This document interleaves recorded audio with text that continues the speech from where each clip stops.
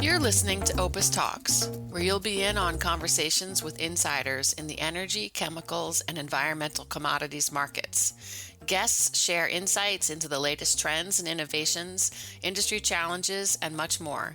Let's dive into the conversations that explore where the energy economy is headed, right here on OPIS Talks. Hello, everyone, and welcome to 2026. My name is Humberto Juarez Rocha, and I'll be your host today as we delve into one of the more salient topics dominating the world of trade and climate legislation, the European Union's Carbon Border Adjustment Mechanism, also known as the CBAM. I'm very excited for today's episode as I'll be talking with a colleague of mine here at McCloskey, Dow Jones Company, about the CBAM, a carbon border tariff that was legislated by the European Union in late 2023 and has now officially gone live as of January 1st, 2026, entering into the CBAM's definitive period. I'm here with Benjamin Stephen, who will walk us through the CBAM, its implementation, challenges, and what's ahead as we enter into the CBAM's definitive period. Ben, welcome. Could you tell us a bit about yourself and what you cover here at McCloskey? Hey, Humberto, thank you very much for the introduction. And yeah, absolutely. So at McCloskey, I am the steel markets and sustainability journalist, essentially looking at market forces within the EMEA region and green steel sustainability, decarbonization forces, particularly through the lens of policy and regulation. So obviously that's hugely influential on the market at the moment, the problems that have been burdening the steel sector in particular, but I think you could suggest common factor across all of European industry has been long-standing issues and depression to its competitiveness. So really the character of the last year or so has been several different strategic action plans released by the European Commission that are now being implemented or at least proposed for implementation throughout the 2025, 2026 and onward period. So really we're seeing a kind of unprecedented degree of regulatory intervention within these markets, whether you term that regulation generally or protectionism is, I think, different elements. Certainly, I think the European Commission would prefer it if we talked about the CBAM within the terms of a climate measure rather than a trade measure. Whether or not the market would agree is a little dubious there. But certainly, yeah, CBAM is unprecedented in terms of its effect and scope, potential cost factors within these markets. So it's something that we've been paying really close attention to over the last couple of months. Interesting, definitely. And talking about policy and regulation, the CBAM has kept us awake many, many times throughout 2025. And now that we're in 2026, the CBAM has entered its definitive phase. But before we go into that, could you just tell us a bit about what the CBAM is? Why has it been created? And why is it something that the European Union worked so hard to now implement? Yeah, so I mean, if we talk about what I just said about the competitiveness factors that are within a kind of general understanding, suffering within the European Union in terms of global competitiveness, the European Union is struggling to maintain its foothold within these industries, large in part due to the emissions trading system, which essentially, as I'm sure your Carbon team readers are familiar with, is essentially the world's most mature, developed, and long-standing emissions trading system, which really seeks to incentivize the decarbonization of energy-intensive industries within the European Union. So CBAM essentially, the way that carbon leakage, which is how the European Commission terms the risk that these additional environmental costs from the emissions trading system would impose on industry such to undermine that competitiveness. The carbon leakage is really the risk that due to that undermining of competitiveness, these industries relocate abroad. So essentially, the mechanism that was introduced originally to deal with this carbon leakage risk is called free allocations. I'm sure our readers are vaguely familiar, at least with carbon trading and especially emissions certificates within that.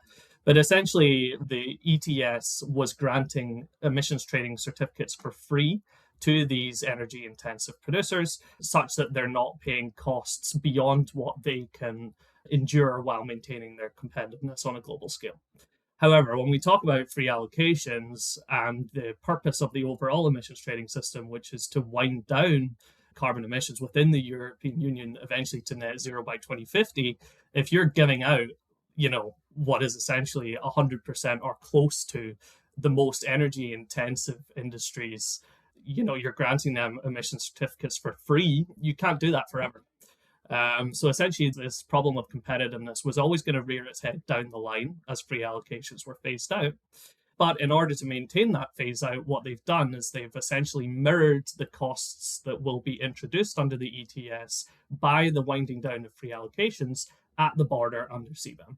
It's essentially mirroring the costs as they are introduced from 2026 for European producers via the ETS at the border against imports through CBAM and its, as you said, definitive stage, which begins in 2026. Definitive stage just meaning the period in which embedded emissions within imports become fiscally liable at the border.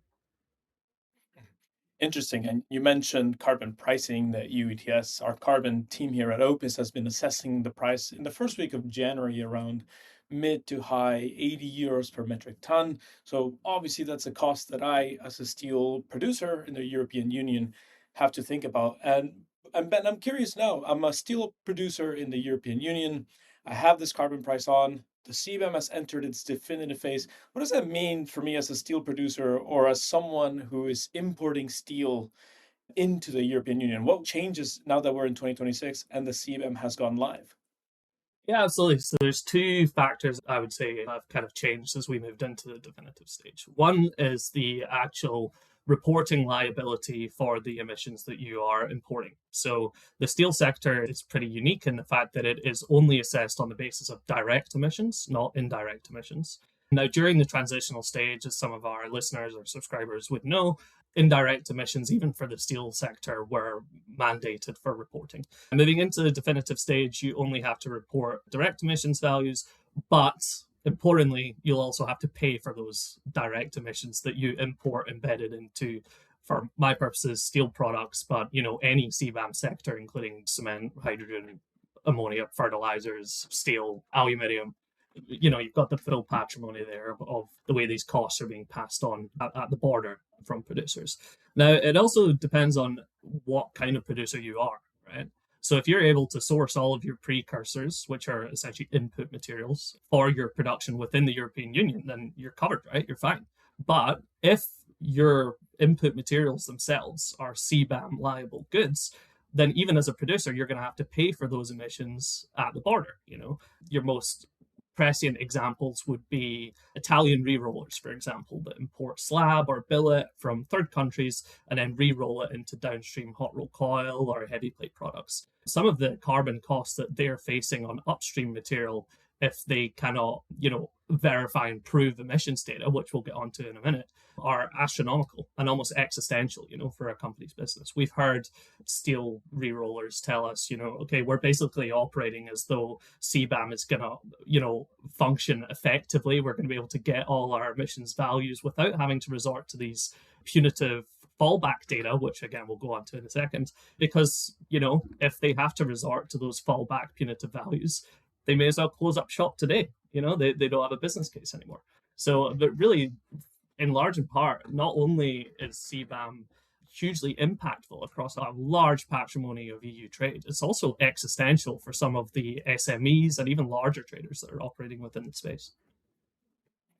Very, very interesting. And especially when you talk about data, right? Collecting the emissions data across your supply chain. I mean, you've been covering the steel markets for a while now. I mean, what are the challenges of, if I'm a small, medium steel producer, what are the challenges of collecting that data? Do I have to go across my entire supply chain? And if I'm unable to get that data, what can I do? What happens?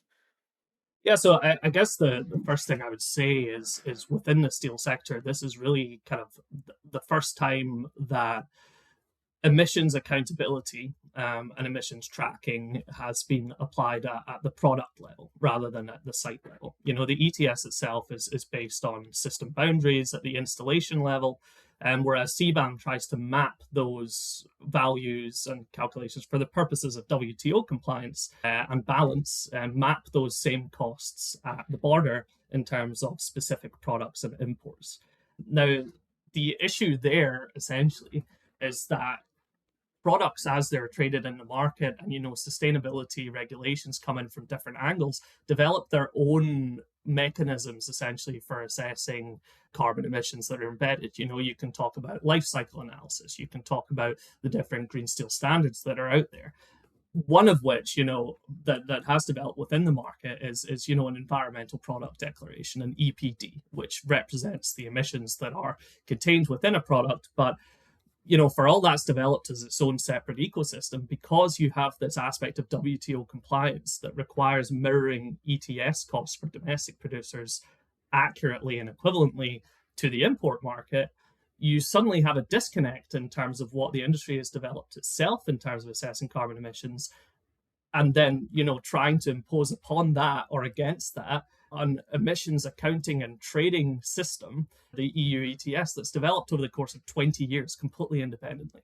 So in many cases, you have steel importers, traders, distributors, characterized as such, that have no real kind of experience with the level of granularity and rigor that you require for, as we'll get on to, emissions accounting and verification under the EU ETS. The way we like to talk about it is, while possession of an EPD within the market at least should give you certainty that the data required for CBAM verification or accounting is at least available. That's what an EPD should tell you. It should give you confidence that, okay, this supplier has at least got data availability that allows them to produce an EPD. But the mapping of how you transfer emissions accounting and process level emissions to an EPD versus how you have to do it for fully compliant CBAM verification and reporting is not the same. There are differences in terms of how you split the emissions down within an installation boundary to a product boundary and the way that these are mapped. I won't go into specifics because it's hugely complicated, but essentially the market has over time developed its own tools during the transitional phase in terms of how it expected it would be able to verify and account their emissions and prove that those emissions were accurate as such. But the system that the European Commission has had to transpose from the ETS is far more complicated. And really only existing domestic producers within Europe and thus the ETS will have any real experience of dealing with data and handling data and reporting to the degree of specificity required. Interesting. And especially when you talk about how complicated this web is, emissions accounting being something that's very important in this space. Benjamin, this sounds very complicated. I've heard the word default values being talked about a lot. And I know there were a couple of announcements towards the end of 2025. If I'm unable to collect this data, what is default values something that I would be interested in as a steel producer in Europe? What are default values in the sense of this, in the context of the CBAM?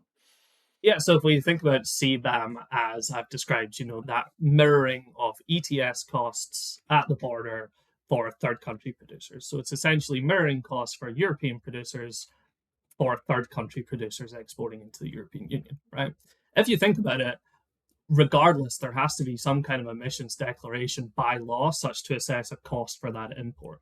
But if you're a European importer, it's possible, that a third country supplier that you're buying from just fails to give you the data, doesn't report in time, doesn't engage properly with a verifier. So you still need to have some kind of reference for what that embedded emissions in that product are when they come across the border, such to assess costs. And that's when default values come in, right? So default values are essentially crafted or formulated emissions values on a kind of aggregate basis for each origin.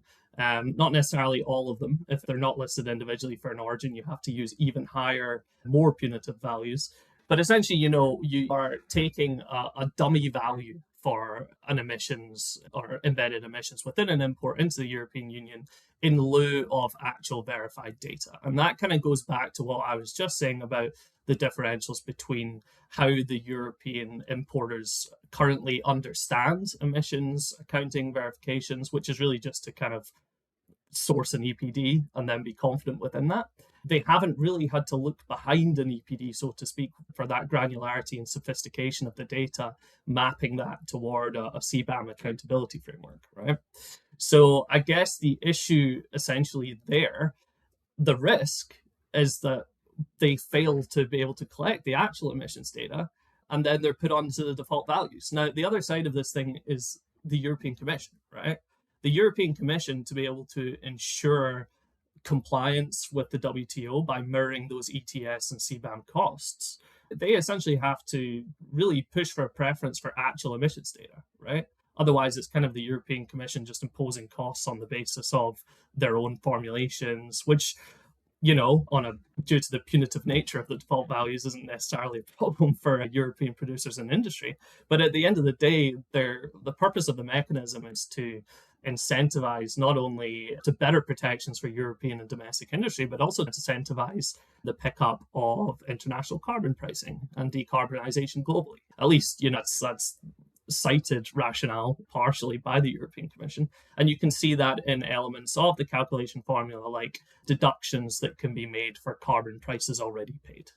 So if you think of the CBAM formula as you have your total emissions that you've embedded into the union, you then subtract what that third country producer would have been entitled to in terms of free allocations under the ETS. And then you also subtract anything within a certified global framework that essentially has already been paid in terms of carbon emissions, so not to double count carbon payments.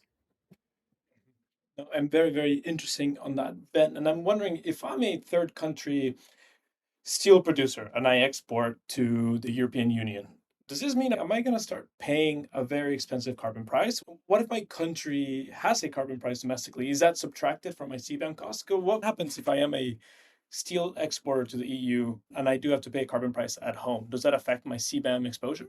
Well, theoretically, yes. Practically, we have no idea.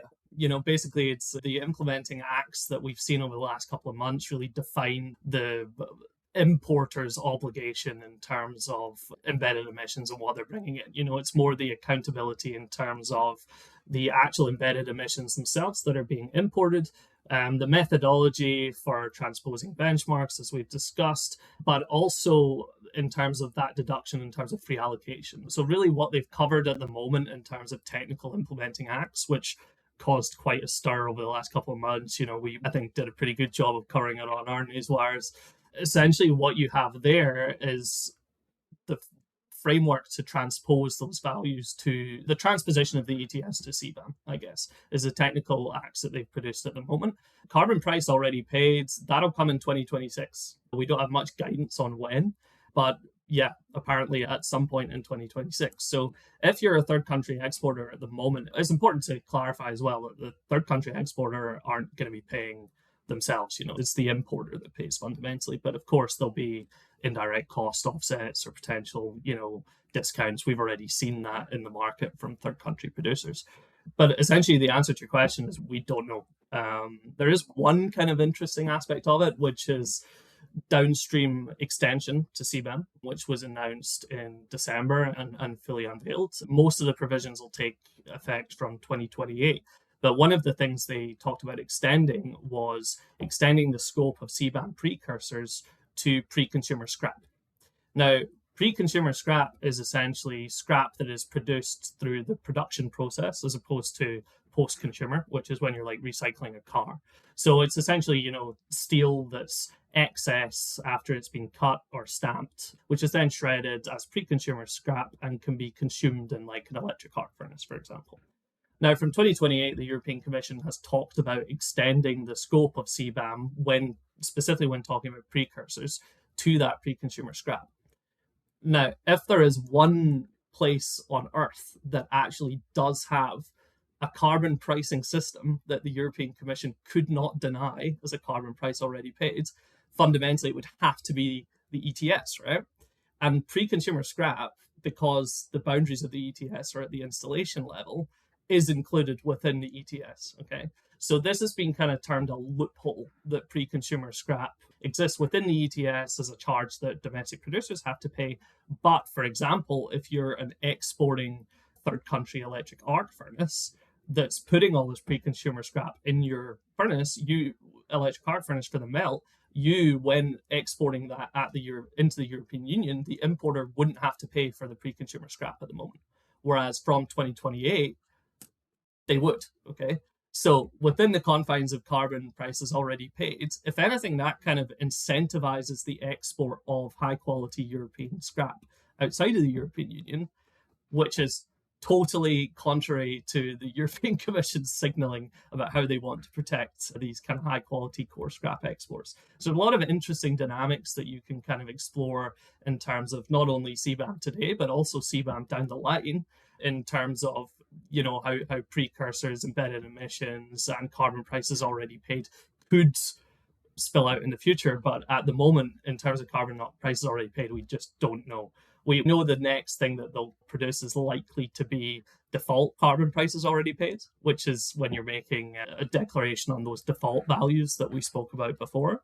But as it is, we don't know. So theoretically, the next thing we'll see on carbon price already paid, which is, as you've described, most directly relevant to third country exporters and what they can kind of be subject to in their own jurisdictions, will potentially be the default values that you then subtract from a default CBAM declaration. But as of now, we do not know.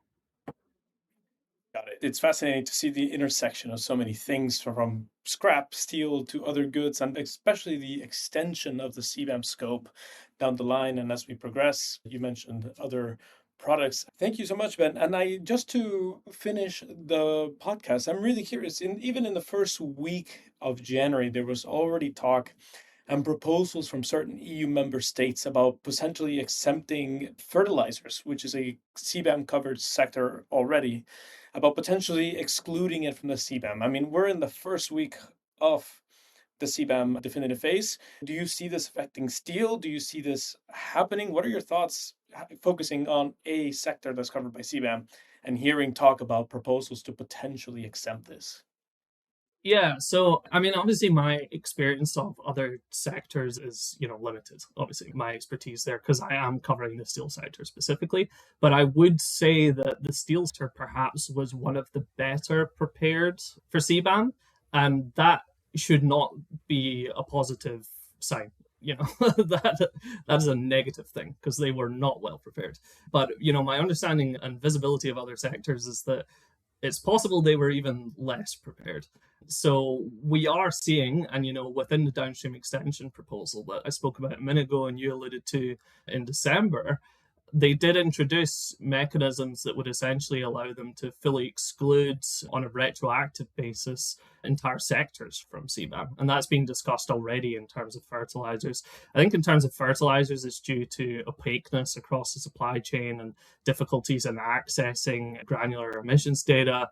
For the steel sector, that is viewed as an issue. Like, people talk about 2026 as the year of verification, but fundamentally, I think a lot of that is emotional. Like, there are carbon accounting frameworks, methodologies, and processes that are operating in third countries already.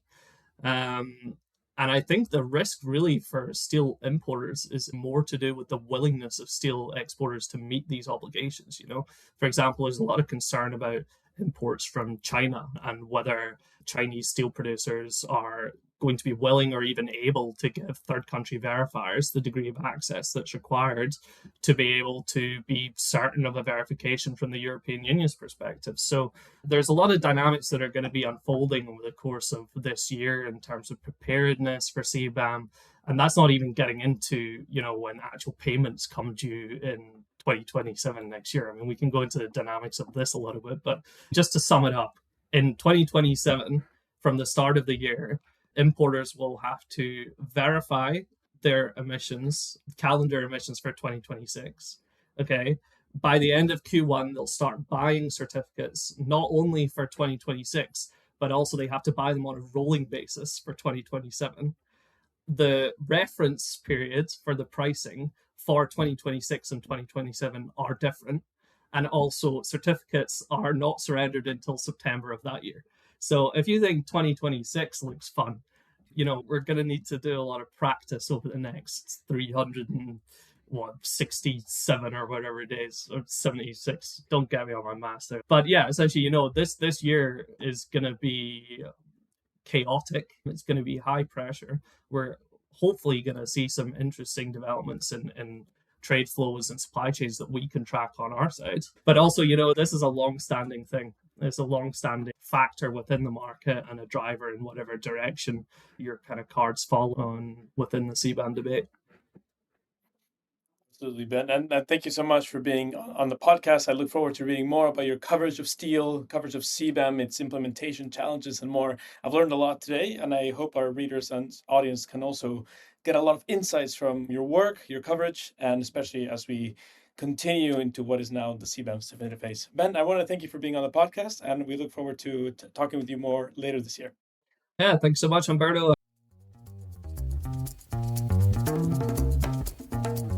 We hope you've enjoyed today's insider conversation on OPIS Talks. Join us next time for a deep dive into another industry insider's world. You can find more OPIS Talks episodes at opisnet.com/podcasts or wherever you listen to your favorite podcasts.